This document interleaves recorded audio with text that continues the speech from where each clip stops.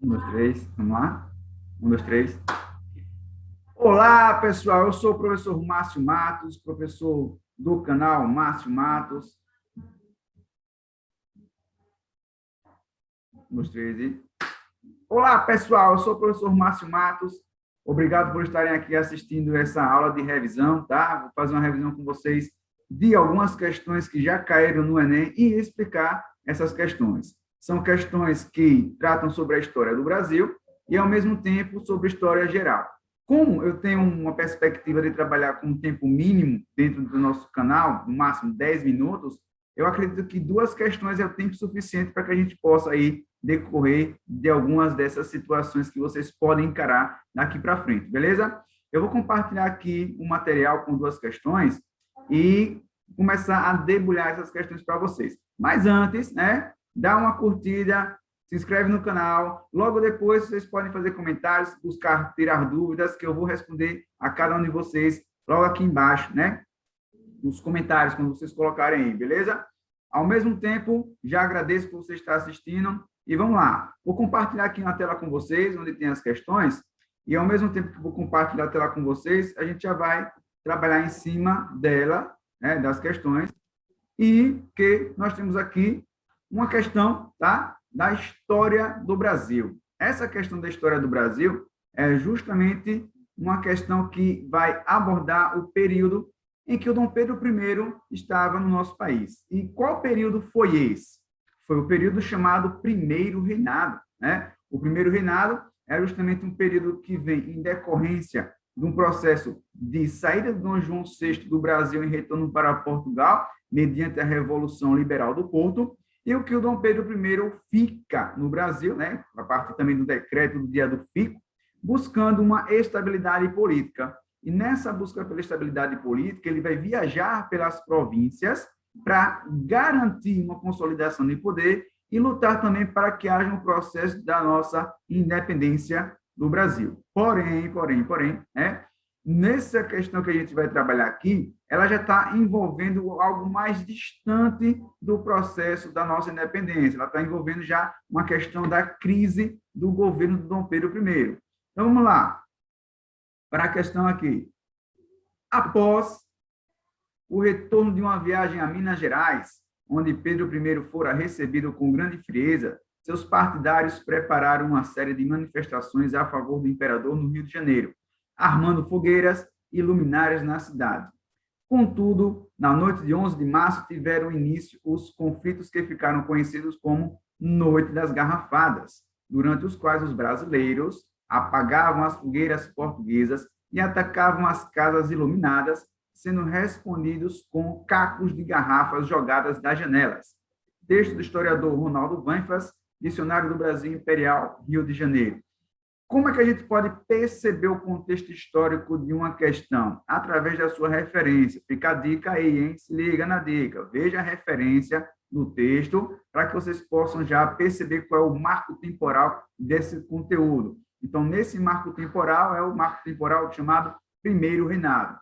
Logo em sequência, a gente vai ter o comando, né, das alternativas, ou seja, a questão em si. O que é que ele quer dentro desse contexto de apresentação sobre o Primeiro Reinado do Brasil.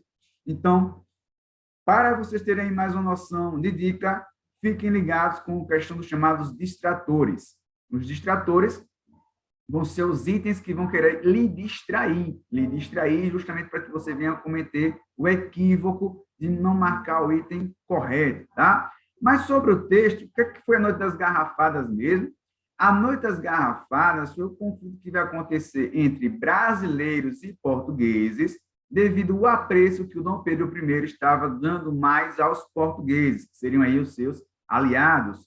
E aí, quando ele retorna da viagem que ele fez, os brasileiros insatisfeitos, porque queriam maior participação política e também alguns privilégios, como os portugueses tinham, não vão aceitar essa receptividade que o Dom Pedro I vai ter com relação aos portugueses que estavam aí privilegiados.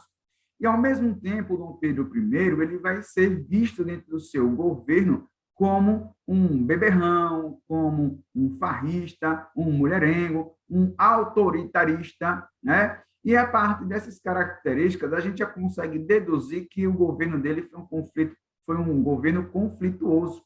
Esse governo conflituoso vai ser marcado por vários altos e baixos nas relações políticas com parte dos brasileiros e parte dos portugueses. E a gente vê aí agora qual o comando da questão, né? O que é que a questão quer? O que é que a questão pede? Os anos finais do primeiro reinado, que aconteceu de 1822 a 1831, se caracterizaram pelo aumento da tensão política, das rivalidades políticas. Nesse sentido, a análise dos episódios descritos em Minas Gerais e no Rio de Janeiro revela o que vai revelar? Vai revelar o estímulo ao racismo, o apoio ao xenofobismo, as críticas ao federalismo, o repúdio ao republicanismo ou os questionamentos ao autoritarismo. Galera, presta atenção. Como é que a gente vai falar que existia um apoio ao xenofobismo se os brasileiros estavam sendo contrários aos portugueses? Já eliminamos o item B. Professor, por que você pulou o item A? Porque o item A, quando ele fala aqui de estímulos ao racismo, a ideia que a gente vai ter sobre racismo é a ideia de ser contra os negros. Em nenhum momento o texto cita situação de negros, cita uma situação justamente de quê? Da participação política de grupo de portugueses e de grupo de brasileiros. Então, a gente já descarta também o item A. Item C, críticas ao federalismo. Como é que ia ser um federalismo dentro de um império? Primeiro reinado.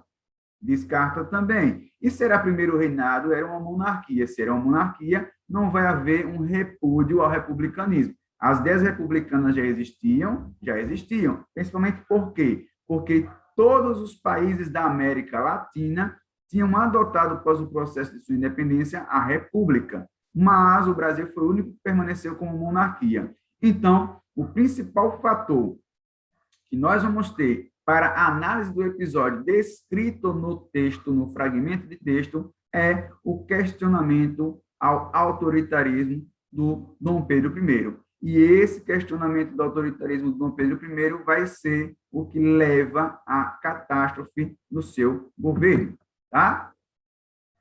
Espero que vocês tenham gostado dessa aula aqui de revisão, dessa questão, né, que trabalhou. Vamos para uma segunda questão, que vai ser concludente dessa aula, tá certo? Concludente dessa aula, porque, como eu já havia dito, eu quero fazer com que o vídeo não dure mais do que 10 minutos, para que seja algo mais sucinto, mais breve, mais rápido, para que vocês consigam aí perceber as ideias principais que nós temos aí dentro das questões. Vamos aí para a próxima questão? Deixem seus comentários sobre essa questão aqui, suas dúvidas, e depois eu vou responder para vocês. Em 2018, a rebelião luso-brasileira em Pernambuco começou a ser iniciada em 1644 e explodiu em 13 de junho de 1645, dia de Santo Antônio. Uma das primeiras medidas de João Fernandes foi decretar nulas as dívidas que os rebeldes tinham com os holandeses. Houve grande adesão da nobreza da terra, entusiasmada com esta proclamação heróica. Texto extraído da obra de Ronaldo Vanfas, Guerra Declarada e Passo Fingida na Restauração Portuguesa. Pessoal, esse contexto traz várias informações de momentos da nossa história e da história geral também, tá? Ela vai estar aqui fazendo uma referência ao fim da União Ibérica. O que foi a União Ibérica, professor? A União Ibérica foi quando Portugal passou a ser dominada política administrativamente pela Espanha. E com a retomada da coroa pelos portugueses, né, pela dinastia portuguesa, ele vai querer recuperar as suas posses, inclusive o território do Brasil. E nessa tentativa de recuperar suas posses, o João Fernandes, mencionado no texto, seria o presidente da província de Pernambuco, que iria diminuir a dívida dos nobres da terra. Quem são os nobres da terra de Pernambuco? Os senhores de engenho, que pagavam empréstimos aos holandeses, sendo esses, os holandeses, os principais financiadores do cultivo da cana-de-açúcar no Brasil para a produção de açúcar e a comercialização na Europa. Esse momento aqui que a gente vai ter também de conflito para a expulsão dos holandeses vai ser chamada de insurreição pernambucana. Não confundam a insurreição pernambucana com a Revolução Pernambucana de 1817. Outra dica para vocês. A Revolução Pernambucana de 1817 é uma revolução separatista, tá? Que vai estar ligada aí às ideias justamente de se livrar do governo monárquico estabelecido no Brasil. E a insurreição pernambucana é o momento de união entre os pernambucanos para expulsar os holandeses da terra, tá? Já que eles não conseguiriam pagar os impostos que a coroa portuguesa estaria cobrando e os empréstimos ou os juros dos empréstimos que foram estabelecidos pelos holandeses. Vamos ao comando da questão? O desencadeamento dessa revolta na América Portuguesa seiscentista foi o resultado de quê? Quando fala seiscentistas, é porque está fazendo a referência ao ano de 1600 e lá vai fumaça, tá? Então, vamos ter aqui como perspectivas dos itens, né, das assertivas, a ideia dos distratores. Qual vai ser a ideia dos distratores? O que é que vai tentar distrair a gente para poder ver a análise da questão? Vamos aos itens. Foi o resultado da fraqueza bélica dos protestantes batavos, ou seja, os holandeses não tinham força armada para poder fazer com que acontecesse essa revolta, né? Na verdade, não houve uma fraqueza bélica, tá? Esse item a gente descarta. Os batavos é o termo também usado para os holandeses. O desencadeamento da revolta foi resultado do comércio transatlântico da África Ocidental? Também não, gente. O comércio transatlântico para a África continuou permanecendo, certo? O desencadeamento da revolta na América Portuguesa foi o resultado do auxílio financeiro dos negociantes flamengos? Não, eles estavam auxiliando, né, os portugueses ou senhores de engenho do Brasil, de Pernambuco, então não seria esse item, porque eles estavam dando esse auxílio, certo? E, na verdade, os senhores, né, os nobres da terra, eles queriam acabar com esse pagamento de auxílio para com relação aos flamengos. Então, o resultado dessa revolta foi o quê, professor? Foi a diplomacia internacional dos Estados Ibéricos, ou seja, a diplomacia entre a Espanha e Portugal, que fez com que houvesse, na verdade, não, uma situação não diplomática, né? Uma não diplomática porque estava tentando se estabelecer a restauração do poder da monarquia portuguesa sobre suas colônias. Então, por fim, né, como último item, e a questão ou a assertiva correta, nós vamos ter o interesse econômico dos senhores de engenho. Esse interesse econômico dos senhores de engenho que vai ser o motivador para o desencadeamento dessa revolta conhecida como insurreição pernambucana. Beleza? Eu espero que vocês tenham gostado dessa aula, né? Duas questões que nós respondemos aqui. Dá o seu joinha, se inscreve no canal, compartilha, comenta e estou aqui aberto para responder qualquer dúvida que vocês tenham. Valeu!